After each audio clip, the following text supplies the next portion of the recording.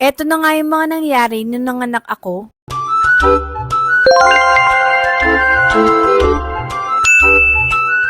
2 days nga before ako manganak ay nagpa-pedicure muna ako. Nahihirapan na din kasi ako mag-cut ng nails kaya nagpa-pedicure na lang ako. Pagkatapos nga namin dyan ay kumain lang kami tapos umuwi na rin. At around 11 PM nga ay umalis kami ng bahay dahil meron kami susunduin. Gising pa nga si Kaden nung mga time na yan kaya sinama na lang din namin. Hindi nga niya alam na dadating ang kanyang daddy, sinundo lang nga namin siya sa may terminal. Sobrang saya nga ni Kaden nung nakita niya ang kanyang daddy at nagulat nga siya.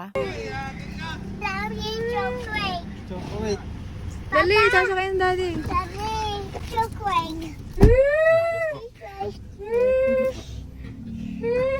Hindi nga makapaniwala ang bata na nandito na uli ang kanyang daddy. Pag nga nauwi ang kanyang daddy ay hindi ko na sinasabi kay Kaden para naman ma-surprise na din siya. Napakabilis nga na 1 buwan at nandito na uli ang kanyang daddy. Sigurado pagdating nga namin sa bahay ay hindi na naman agad siya makakatulog. Dahil for sure ay makikipaglaro pa siya sa kanyang daddy. Sakto nga yung bakasyon ni daddy dahil ito na yung time na manganganak na ako. Nung sumunod na araw nga ay nagpunta na kami ng ospital dahil nakaschedule CS nga ako. Sunday nga ito at mga around 4 PM nga kami nagpunta dahil kinabukasan nga ay ito na yung schedule ng CS sa akin. Napakaganda nga ng room na napatapat sa akin. Bale dito nga pala ako manganganak sa Batangas Medical Center. Private naman yung room ko at meron din akong sariling OB. Sobrang thank you nga kay Ate Mila dahil tinulungan niya kami makapasok dito sa Bat MC. Ka-churchmate nga namin siya at kung hindi nga ako nagkakamali ay siya yung nurse supervisor dito. Kumain na nga kami ng dinner at dinalhan nga lang kami ni na mama ng food. Dahil once na nakapasok ka nga dito ay bawal ka na daw lumabas. Maya-maya nga ay tinawagan ko na si Kaden sa video call at naiwan nga siya kina mama. Alam ko na mahirap para sa kanya to pero 3 days lang naman sabi ko ay mag-wait lang siya sa amin at uuwi kami kasama ang baby.